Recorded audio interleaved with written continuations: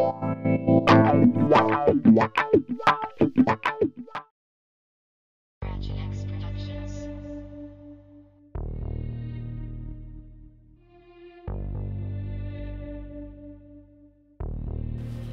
cœur d'une cité au milieu des nuages vit une belle jeune fille au corps fort sage, une demoiselle sans aile, faisant du zèle.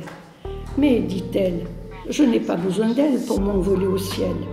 Tous les jours, toutes les nuits, nue, sans fioriture ni parapluie, je suis allongée à même le sol, les arbres me servant de parasol. Vous ne m'avez pas remarqué?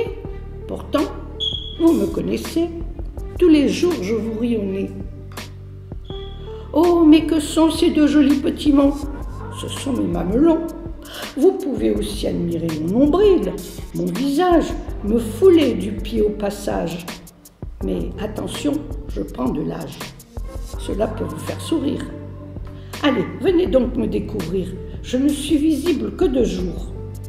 Niché au creux de vos tours, tout là-haut du haut de vos perchoirs, vous pourrez encore me voir avant qu'il ne soit trop tard.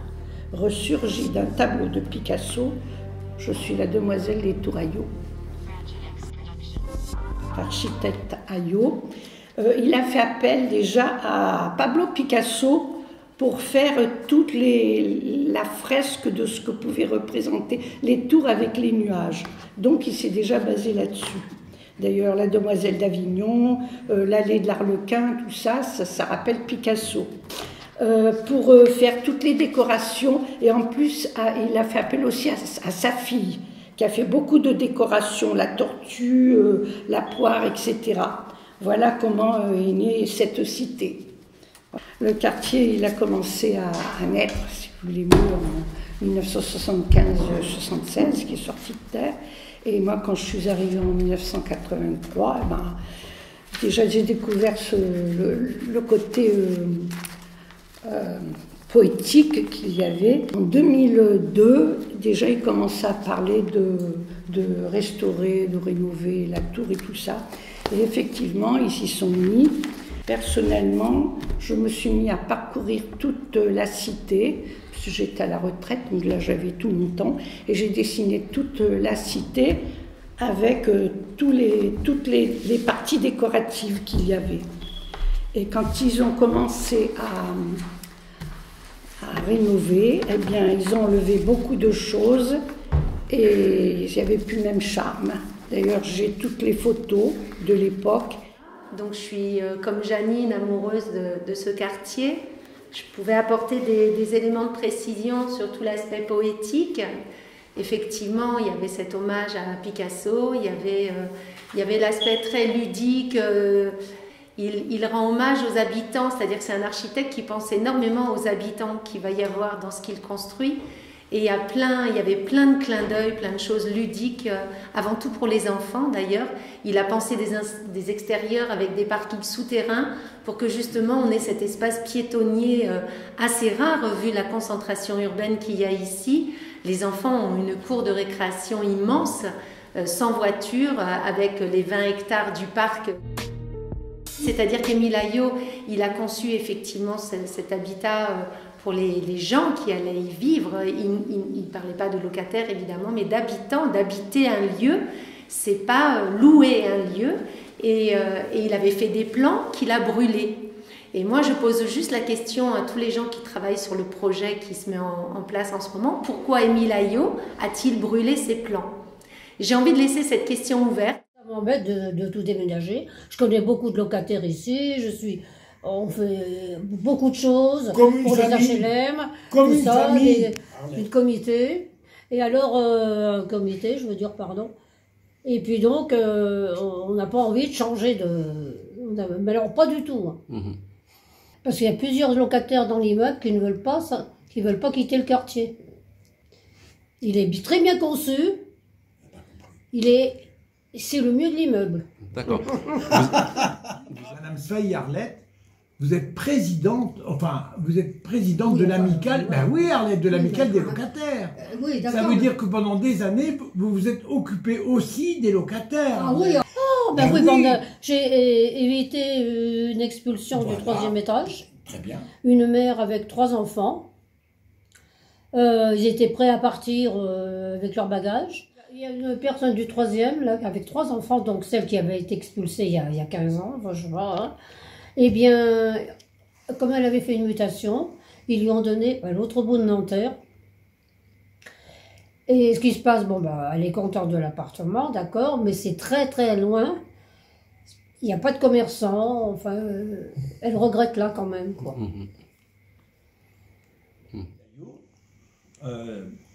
Alors, il y a des gens qui payent leur loyer à la mairie de Nanterre et d'autres personnes qui payent leur loyer à Levallois, au centre départemental, Ouais, ça porte importance. municipal départemental. Donc, on a entendu dire qu'il y avait déjà 6 tours vendus à Cogedim. C'est tout ce que l'on sait pour l'instant. Et ce qui est difficile en ce moment pour Arlette, pour moi, et pour d'autres aussi qui ont envie de rester, c'est l'incertitude dans laquelle on se trouve depuis plusieurs mois.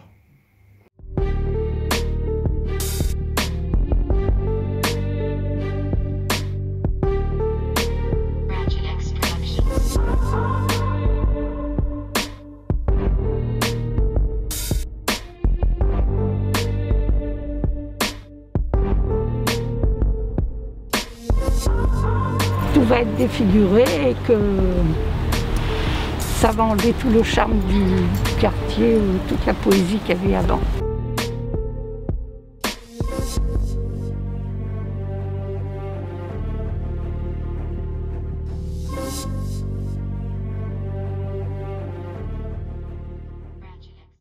Et en fait, le DAL HLM nous a écoutés et nous a montré les revendications qu'il portait depuis l'ANRU 1. Et donc, on a créé un comité DAL HLM Touraillot qui s'est affilié à l'Interamical et qui a été qui a participé au collectif de mobilisation des habitants des Touraillots. En fait, ils nous ont dit que dans leur projet, pour mettre de la mixité, il y avait du changement d'usage des logements HLM. Au début, on n'a rien compris. Donc, qu'est-ce que ça voulait dire changement d'usage? Il a fallu beaucoup de semaines et de mois pour qu'on comprenne qu'ils allaient vendre des tours entières à des promoteurs avant que la loi Elan soit votée. Mais les gens qui habitent ici, et là on est plusieurs et je pense qu'on est encore assez nombreux, ça fait plus de 30 ans qu'on y vit, c'est bien qu'il y a des choses qui sont belles dans ce quartier et qu'on y vit bien en termes de voisinage, de solidarité. Il y a des tas de choses à améliorer comme dans tous les quartiers populaires où on concentre la misère, mais 90% des gens qui habitent là ne voulaient pas quitter les Touraillots. Donc ceux qui veulent partir, c'est souvent des gens, les 250 familles que la mairie a réussi à trouver dans ses enquêtes, c'est des familles qui demandent à partir parce que souvent ils sont en suroccupation. Alors le prétexte, on va virer des gens, ils nous disent pour ouvrir le quartier sur le parc. Oui, c'est ça. Mais est-ce qu'on vire des gens de leur appartement HLM, des gens qui veulent rester y vivre, parce qu'on veut ouvrir sur le parc? Mais comment on peut ne pas se rendre compte qu'on projette un mépris profond pour ces habitants qui habitent là? Il n'y a pas d'histoire dans l'ANRU. Il n'y a pas l'histoire des quartiers, il n'y a pas la spécificité, il n'y a pas toute cette dynamique historique, il n'y a pas le vécu des gens qui sont là. Il y a l'ANRU 1, c'est on rase, on reconstruit. L'ANRU 2, c'est un petit peu plus, on va dire, précautionneux. Et nous, comme on est dans un patrimoine remarquable qui a été classé et par Catherine Trottmann en 1999 et par le ministère de la Culture en 2008. Classé comment alors Patrimoine remarquable du XXe siècle.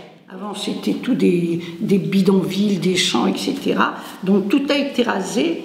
Et il n'y a qu'une seule chose qui est restée en vestige du passé, c'est un poirier, un vieux poirier, qui a d'ailleurs plus de 200 ans passé et qui l'ont laissé, je pense que c'est peut-être pour ça. Dans ma cité, un vieux poirier d'un âge très très avancé est caché parmi les marronniers. Il se porte bien malgré ses 200 ans passés. Au toit, seul vestige du passé. Tu vis là, discrètement sans faire de bruit. Tu as survécu aux tempêtes, aux batailles. Et si la belle lurette que tu ne donnes plus de fruits, ta dernière poire est de taille. Elle n'a pas roulé bien loin, juste de l'autre côté de la rue. Là, nichant dans un recoin, elle joue les m'as-tu vu. Ô toi, seul vestige du passé, si tu pouvais nous en raconter, tu nous en conterais des vertes et des pas mûres. Ah, si tu pouvais nous en raconter, on en ferait des pages d'écriture, c'est sûr.